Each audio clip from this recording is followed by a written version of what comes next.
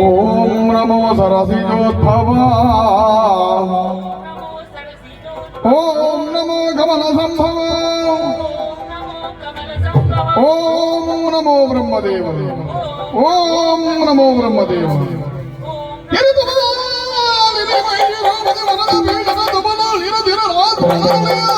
ಮುನಿ ಸುಭಾಷಣ ತಿಳಿಯುವುದಾಗ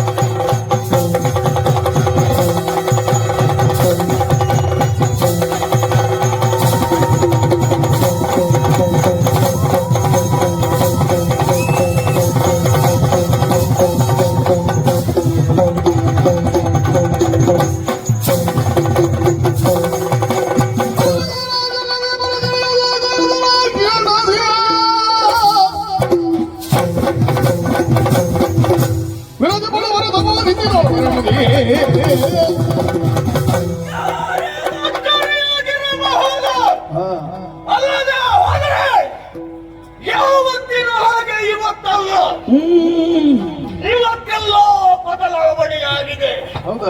ಯಾಕೆ ದಿನನಿತ್ಯವೂ ನಾನೇ ಇಲ್ಲಿದ್ದವ ತಪಸ್ಸನ್ನ ಆಚರಿಸ್ತಾ ಇದ್ದೆ, ಆದ್ರೆ ಹೀಗೆ ನನ್ನ ವಾತಾವರಣ ಸೃಷ್ಟಿಯಾಗಿರಲಿಲ್ಲ.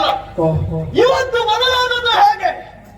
ಪ್ರಾಣಿಗಳ ಓಡಾಟ, ಪಕ್ಷಿಗಳ ಚೀರಾಟ, ನೀರನ್ನ ನದಿಯನ್ನು ನೋಡ್ತಾ ಇದ್ದಾರೆ. ನದಿಯಲ್ಲಿ ನೀರು ಬತ್ತಿ ಹೋಗಿದೆ, ಮರವನ್ನ ನೋಡಿದರೆ ಎಲೆಗಳು ಬಾಡಿ ಹೋಗಿವೆ, ನೆಲಕ್ಕೆ ಬಿದ್ದಿವೆ. ಪ್ರಕೃತಿಯ ವಿಕೋಪ. ಯಾಕಾಗಿ? ಇದರ ಪರಿಣಾಮದಿಂದಾಗಿ ಏನಾಯಿತು? ಸುಭಾಷ್ ಮಹಾಮುನಿಯ ತಪೋಭಂಗ. ಯಾರಿಂದ? ಹೇಗೆ? ಯಾಕೆ ಎನ್ನುವುದಾಗಿ ಉತ್ತರ ಬೇಕು. ದಿವ್ಯ ದೃಷ್ಟಿಯಲ್ಲಿ ಯೋಚನೆ ಮಾಡ್ತಾರೆ.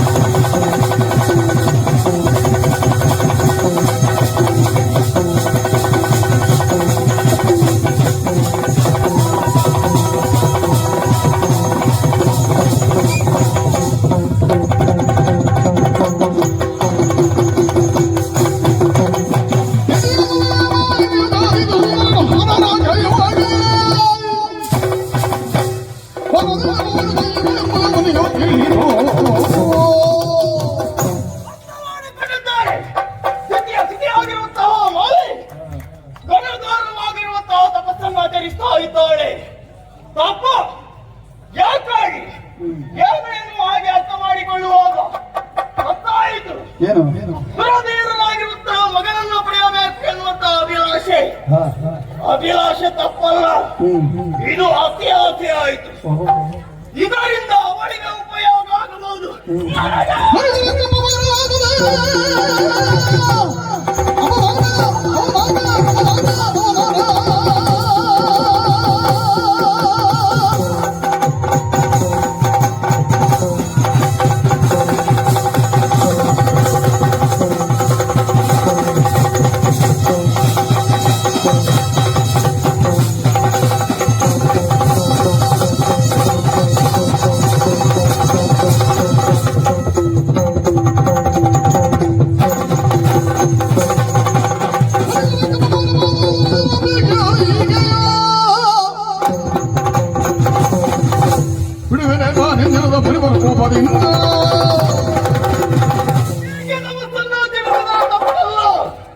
ಅದರ ಪ್ರಭಾವದಿಂದ ಏನಾಗುತ್ತದೆ? ಮನೆಗುಲಕ್ಕೆ ಅವಮಾನವಾಗುವುದು. ಇವಳು ತಪಸ್ಸು ಮಾಡುವುದಾದ್ರೆ ನಮಗೆ ಇದ್ದು ಕೆಲಸ. ನಾವು ತಪಸ್ಸು ಮಾಡುವುದು ಯಾಕೆ? ಲೋಕದ ಅಭ್ಯುದಯಕ್ಕಾಗಿ, ಲೋಕ ಲೋಕ ಕಲ್ಯಾಣಾರ್ಥವಾಗಿ ನಮ್ಮಂತಹ ಮುನಿಗಳು ತಪಸ್ಸನ್ನು ಆಚರಿಸುವುದು ಇವಳ ಸ್ವಾರ್ಥ ಸಾಧನೆಗೆ ಬೇಕಾಗಿ ತಪಸ್ಸನ್ನು ಆಚರಿಸ್ತಾಳೆ ಅಂತಾದ್ರೆ ನಾಳೆ ಲೋಕಕ್ಕೆ ಕೆಡುಕುಂಟಾಗ್ತದೆ. ಹೀಗೆ ಆಗುವುದಕ್ಕೆ ನಾನು ಬಿಡಬೇಕಾ? ಬಿಡುವವ ನಾನಲ್ಲವೇ ಅಲ್ಲ. ಈ ಒಂದು ಸಂಗತಿ ಎನ್ನುವುದು ಸಾಧ್ಯವೇ ಇಲ್ಲ. ಈ ಸಂಗತಿ ಆಗುವುದಕ್ಕೆ ಬಿಡುವವನು ನಾನಲ್ಲವೇ ಅಲ್ಲ. ಯಾಕಾಗಿ ಈ ದಾರಿ ಎನ್ನುವಂಥದ್ದು ಮುಂದೆ ಹೋಗುವುದಕ್ಕೆ ಸಾಧ್ಯವೇ ಇಲ್ಲ. ಹಾಗಾದ್ರೆ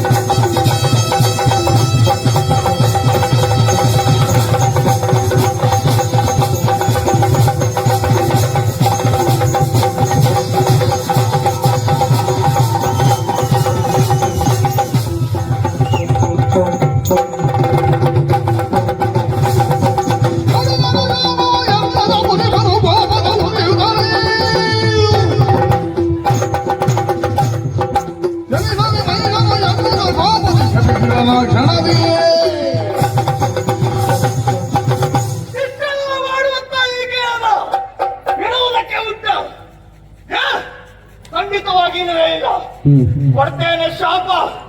ಯಾವ ರೀತಿಯಾಗಿ ನಾನು ಉದರದಲ್ಲಿ ದುರದಿರದಂತಹ ಮಗ ಹುಟ್ಟಬೇಕಂತೆ. ಮಗ ಹುಟ್ಟುವುದಲ್ಲ, ಈಗ ತೆಗೆದುಕೋ ನಮ್ಮ ಶಾಪ. ನಿನ್ನ ಹೊಟ್ಟೆಯಲ್ಲಿ ಹುಟ್ಟುವಂತಹ ಮಗು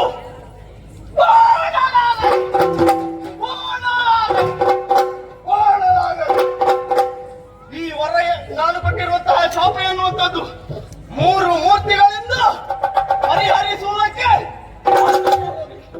ಆಗದೆ ಹೋಗಿ.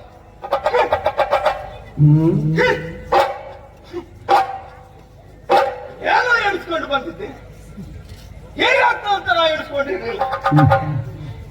ತಪಸ್ಸನ್ನು ಆಚರಿಸ್ತಾ ಇದ್ದೆ, ದೀರ್ಘಕಾಲದ ತಪಸ್ಸನ್ನು ನಡೆಸ್ತಾ ಇದ್ದಿದ್ದೆ. ಆದರೆ ಕ್ಷಣಿಕದಲ್ಲಿ ನಿಲ್ಲಿಸಿದವಳು ಇವಳು. ತೊಂದರೆ ಇಲ್ಲ, ನಾವು ಬಂದಾದ ಮೇಲೆ ಸಣ್ಣದ್ದು ದೊಡ್ಡದ್ದು ನೋಡುವುದಿಲ್ಲ. ಎಷ್ಟುಂಟು ಅಷ್ಟು ಮಾಡಿ ಹೋದ್ರೆ ಸುಪೋಷಕ ನಾನಲ್ಲ. ಒಂದು ತೀರ್ಮಾನ ಮಾಡಿದ್ದೇನೆ, ಇದೊಂದು ಪರಿಸರ ಆಗಬಹುದು ನನಗೆ.